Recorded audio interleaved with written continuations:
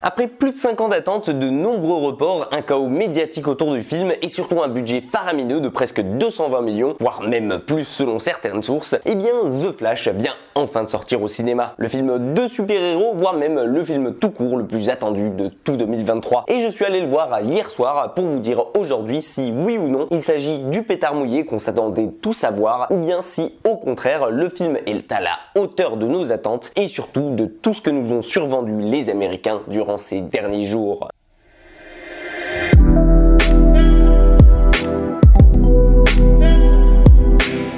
The Flash se déroule donc à notre époque, après les événements des derniers films du DCU, alors qu'a lieu le procès du père de Barry Allen, qui passe ses jours en prison depuis la mort de sa femme il y a une dizaine d'années. Seulement voilà, notre cher Barry se rend compte un soir que parmi ses pouvoirs, il possède la capacité de jouer avec le temps et de le remonter à volonté, quitte à changer le cours des événements. Et malgré les conseils de Bruce Wayne, alias Batfleck, qui lui dit que c'est une très mauvaise idée, eh bien vous imaginez bien qu'il décide quand même de tenter sa chance afin de sauver sa mère d'une mort certaine et surtout de pouvoir rattraper tout le temps perdu à ses côtés. Seulement voilà, le problème pour lui maintenant, c'est qu'il va se retrouver dans une autre temporalité dans laquelle il n'a jamais reçu ses pouvoirs et comme nous l'a appris Marvel avec son propre multiverse, rien ne va se passer comme prévu pour lui ici. À commencer par changer de Batman, rencontrer un nouveau Superman qui est cette fois-ci une femme, mais surtout se retrouver à faire face à une seconde version de lui-même. Et qui dit donc double Flash, dit double dose de problème ici. Alors comme vous avez pu le voir dans le titre de la vidéo, je vais pas aller plus loin dans l'histoire du film afin de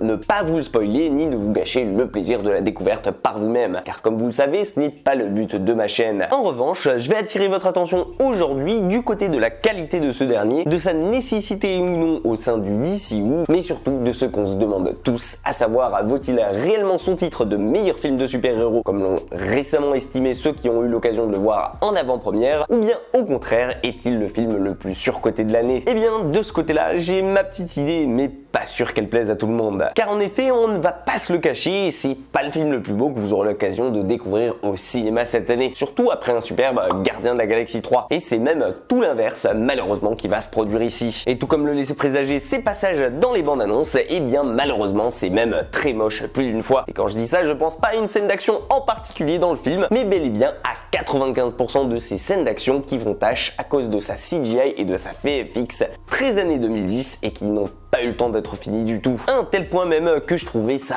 ridiculeusement honteux que Warner Bros nous laisse voir une version pas terminée comme ça en salle de ciné. Alors ok, je sais que le film a eu un développement chaotique et qu'il a fallu jamais voir le jour, mais bon, respectez-nous un peu quand même. Même Thor 4 était moins ridicule alors qu'il avait les pires CGI de tout Marvel. Puis bon, n'espérez pas trop voir le film se rattraper du côté de son scénario parce que là aussi on sent que c'est du réchauffé. Ok, c'est sympathique et le film s'en sort plutôt pas mal, surtout avec son prétexte du multiverse, et donc à la No Way Home on peut compter sur le Batman de Keaton pour l'épauler et plein d'autres choses que je vous laisserai découvrir ici. Mais bon, un bon film ne s'est jamais fait grâce au fanservice, et même si ça permet 2-3 scènes d'action cool par-ci par-là à l'ancienne et qui vont sûrement en régaler certains et les fans de la première heure de Batman, et bien malheureusement on sent que ça ne va pas plus loin que ça et surtout que Marvel avait déjà bien devancé DC et exploité la plupart de ses idées ici. Et donc malheureusement rien de bien croustillant ni de nouveau à se mettre sous la dent. D'autant plus que même si l'histoire est plutôt sympathique, je suis désolé de le dire, mais son potentiel est largement gâché par le côté trop bouffon et blague nulle à gogo qui rendent le personnage de Flash ridicule. Et donc qui le rendent à l'opposé du côté épique et sombre qui aurait dû vraiment en ressortir à mes yeux pour être inoubliable. Et je sais que je vais en saouler certains en disant ça, mais ça n'atteint à aucun moment le potentiel d'un film du Snyderverse et ça se ressent beaucoup trop à mes yeux ici. Pour tout vous dire, c'est tout juste si tout au long du film j'étais pas comme Homelander dans la salle de ciné, tellement c'était cringe par moment. Non, sérieusement et honnêtement, si je devais vous citer un seul bon point à ce The Flash, mis à part pour son côté fanservice à outrance et totalement obvious, en tout cas ça serait carrément pas pour sa mise en scène ni même pour son originalité qui sont quasi inexistantes toutes les deux, mais plutôt bel et bien pour sa bande originale qui est parfaitement choisie et qui au moins correspond et réussit à mettre parfaitement parfaitement en valeur le peu des très bonnes scènes d'action du film. Et mis à part pour ça et pour Michael Keaton, je pense que j'aurais quand même beaucoup trop de mal pour vous le conseiller et j'ai l'impression d'avoir eu le même feeling en sortant du film que comme je l'avais eu en 2017 en sortant de Justice League. Un film beaucoup trop cher, totalement survendu, qui tente de surfer sur l'apparition de quelques acteurs pour se rattraper, mais qui sera déjà oublié pour ma part dès la fin de l'année. Et c'est surtout, à mon avis, un film qui va faire très mal à DC Comics, même s'il signe la fin du DCU et le début de l'ère James Gunn. Et vous, qu'est-ce que vous avez pensé? Est-ce que vous avez déjà eu l'occasion de le découvrir au cinéma? N'hésitez pas à me donner votre avis si c'est le cas dans les commentaires, je suis curieux de lire tout ça. En attendant, si la vidéo vous a plu, pensez à la liker, à la partager, à vous abonner à la chaîne si ce n'est pas déjà fait. Prenez soin de vous et comme d'habitude, nous on se dira à très vite dans une toute nouvelle critique.